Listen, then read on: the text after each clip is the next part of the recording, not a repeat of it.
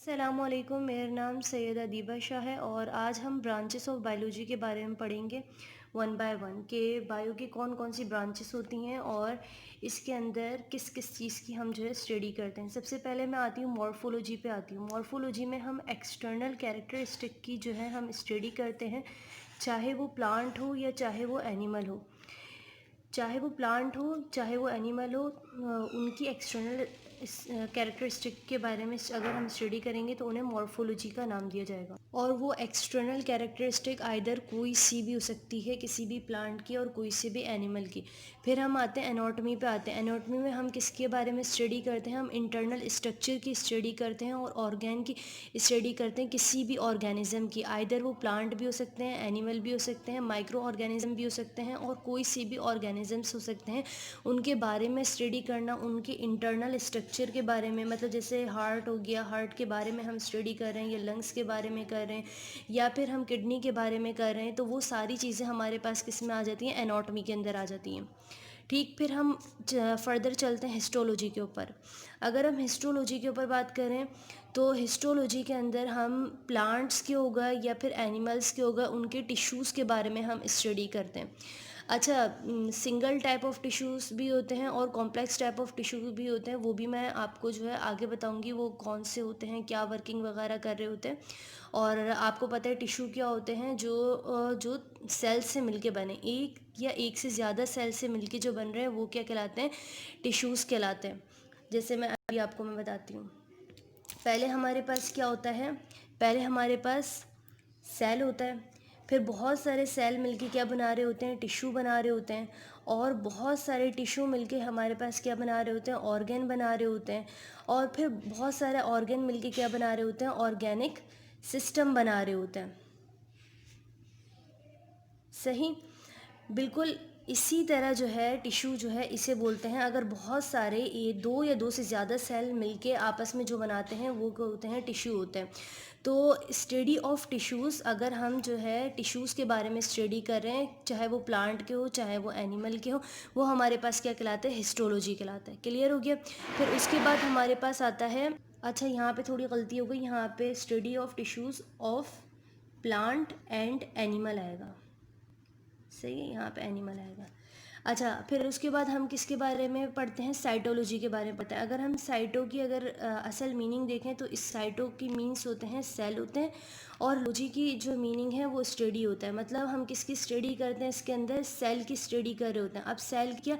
Cell के हम structure की भी स्टडी कर सकते हैं, सेल के हम फंक्शंस की भी स्टडी कर सकते हैं, और हम उसकी कंपोजिशन के वो किस किस चीज़ों से जो है मिल के बना हुआ है, तो साइटोलॉजी के अंदर वो तमाम चीज़ें आ जाती हैं। जैसे सेल के ऑर्गेनल होते हैं ना, सेल के ऑर्गेनल कौन कौन से होते हैं? Mitochondria, ribosome, endoplasmic reticulum, Golgi body.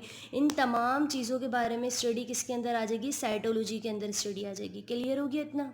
हम फर्दर आगे चलते हैं कि हमारे पास फिजियोलॉजी क्या होता है और इसके बारे में हम क्या स्टडी करते हैं। अच्छा, फिजियोलॉजी के अंदर हम जो है फंक्शंस और एक्टिविटीज़ के बारे में स्टडी करते हैं बहुत सारे ऑर्गन की। अब वो किसी भी ऑर्गेनिज्म के हों, तो ये तमाम चीज़ें किसके अंदर आ जाती हैं? फिजियोलॉजी के अंदर आ जाती हैं। क्या बोला मैंने? कि study of the function and the activities of the organ, various organ. अब जैसे दिल है, दिल किस तरह काम कर रहा है, लंग्स हैं ये किस तरह काम कर रहे हैं, किसी भी ऑर्गेनिज्म के कोई भी ऑर्गन के बारे में स्टडी करने को हम क्या बोलते हैं? फिजियोलॉजी का नाम देते हैं। फिर उसके बाद हम आ जाते हैं नेक्स्ट पे इकोलॉजी।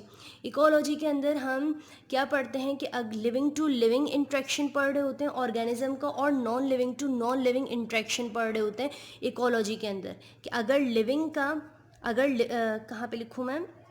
रिलेशनशिप होता है किसका? ऑर्गेनिज्म का आपस में हो सकता है, लिविंग टू लिविंग का भी हो सकता है। जैसे ह्यूमन बींग्स का एनिमल्स के साथ हो रहा है, तो दोनों क्या हैं? ऑर्गेनिज्म है। इन दोनों का आपस में इंट्रैक्शन क्या कहलाएगा? हमारे पास इकोलॉजी कहलाएगा। अगर नॉन लिविंग ऑर्गेनिज्म है, उनका इंट्रैक्शन या हमारा इंट्रैक्शन, लिविंग थिंग्स का नॉन लिविंग थिंग्स से इंट्रैक्शन क्या कहलाएगा? इकोलॉजी कहलाएगा। मे बी ये क्लियर हो गया होगा।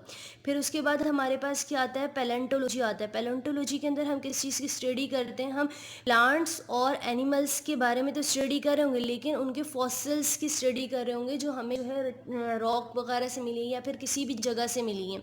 अगर वो जो फॉसिल्स वगैरह हैं जो हमें मिली हैं वो अगर प्लांट की हैं तो वो हम पैलोबॉटनी के अंदर पढ़ते हैं, पैलोबॉटनी के अंदर पढ़ते हैं। अगर हमें वही फॉसिल्स जो हैं एनिमल्स की मिली हैं तो हम वो पैलोजोलॉजी के अंदर पढ़ते हैं, ठीक है, फॉसिल्स के बारे में। जैसे यहाँ पे मैं एग्जांपल देती हूँ, डायनासोर पहले हुआ करते थे, अब नहीं होते, तो हमें उनके बारे में कैसे पता चला कि कहाँ से जो है डायनासोर अराइज हुए हैं, कहाँ से डायनासोर आए हैं, हमें कैसे पता चला? हमें उनके फॉसिल्स वगैरह से ही पता चला। इसी तरह प्लांट की भी बहुत सारी ऐसी किस्में होती हैं जो जिनके हमें फॉसिल्स वगैरह मिले थे और हमें ये बाद में पता चला था पिछले ज़माने में इस तरह के भी प्लांट्स वगैरह पाए जाते थे, तो वो हम किस में पढ़ते हैं? पैलोबॉटनी में पढ़ते हैं। अगर एनिमल्स के फॉसिल्स वगैरह पाए जाएंगे तो वो पहला ज़ूलॉजी के अंदर आ जाएंगे। मे बी ये आपको क्लियर हो गया होगा।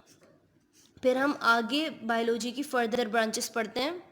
अगर मैं फर्दर ब्रांचेस की बात करूं, अब हमारे पास बची है बायोकेमिस्ट्री बची है, फिर हमारे पास जो है माइक्रोबायोलॉजी बची हुई है, और फिर बायोटेक्नोलॉजी बची हुई है। अच्छा, अब मैं बताती हूँ बायोकेमिस्ट्री के अंदर क्या पढ़ते हैं। हम केमिकल रिएक्शंस के बारे में पढ़ते हैं, उन तमाम केमिकल रिएक्शन के बारे में पढ़ते हैं जो कि किसी भी लिविंग ऑर्गेनिज्म के अंदर हो होंगे, चाहे वो प्लांट हो, चाहे वो एनिमल हो, चाहे वो किसी किस्म का भी ऑर्गेनिज्म हो, उस अंदर जितने भी केमिकल रिएक्शन हो रहे होंगे उन तमाम की स्टडी हम बायोकेमिस्ट्री के अंदर करेंगे। क्यों? क्योंकि बायो का जो ताल्लुक है वो एक लिविंग ऑर्गेनिज्म से है, मतलब बायो का मतलब लाइफ होता है, और केमिस्ट्री के जितने भी केमिकल्स वगैरह की हम स्टडी कर रहे हैं, किसके अंदर? किसी भी ऑर्गेनिज्म वगैरह के अंदर किसी भी केमिकल रिएक्शन की स्टडी कर रहे हैं लिविंग ऑर्गेनिज्म के अंदर, उन सबको बायोकेमिस्ट्री। फॉर एग्जांपल मैं बोलती हूँ कि स्टमक के अंदर टूट फूड का अमल हो रहा होता है, मेटाबॉलिज्म का अमल हो रहा होता है, HCl निकल रहा होता है, पेप्सिन निकल रहा होता है, वो सारा फूड के एक्ट कर रहा होता है, और जो है उसे कॉम्प्लेक्स कंपाउंड से सिंपलर कंपाउंड के अंदर क्या करता है? कन्वर्ट करता है। तो ये सब जो चीज़ें हो रही होती हैं ना, उन तमाम चीज़ों के बारे में कहाँ पे हम पढ़ते हैं? बायोकेमिस्ट्री के अंदर पढ़ते हैं।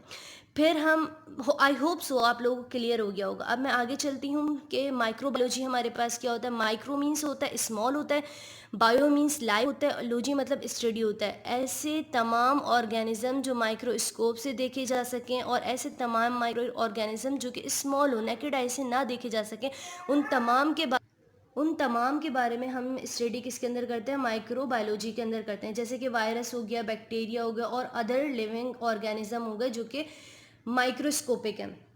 आई होप सो ये भी समझ में आ गया होगा। फिर उसके बाद हम बायोटेक्नोलॉजी पे चलते हैं। बायोटेक्नोलॉजी के अंदर किसके बारे में स्टडी करते हैं? Application of biology. ऐसी तमाम चीज़ों के बारे में हम स्टडी करते हैं जिससे जो है हम जो लिविंग ऑर्गेनिज्म हैं, जो मैन है, जो ह्यूमन बींग्स हैं, जो इंसान हैं, उनके फ़ायदे के लिए जो भी हम काम करते हैं वो किसके अंदर? बायोटेक्नोलॉजी में करते हैं। फॉर एग्जांपल अभी मैं एग्जांपल देती हूँ, आपको और ज़्यादा बेहतरीन तरीके से समझ में आ जाएगा। फॉर एग्जांपल मैं बोलती हूँ कि ये जो हाथ अगर किसी का जो है अपाहिज वगैरह हो जाता है या हाथ ख़राब हो जाता है तो एक नया हाथ लगा देते हैं। अगर टांगे वगैरह ख़राब हो जाती हैं तो व्हील चेयर बना देते हैं। अगर जो है किसी किडनी ख़राब हो गई तो डायलिसिस की मशीन बना दी। वो तमाम चीज़ें किसकी मदद से हुई हैं? बायोटेक्नोलॉजी की मदद से हुई हैं। और इन फ्यूचर जितनी भी टेक्नोलॉजीज़ इंट्रोड्यूस होंगी और वो ह्यूमन के लिए या फिर मैन के लिए बेनिफिशियल होंगी, उन तमाम चीज़ों के बारे में स्टडी हम किसके अंदर करते हैं? बायोटेक्नोलॉजी के अंदर करते हैं।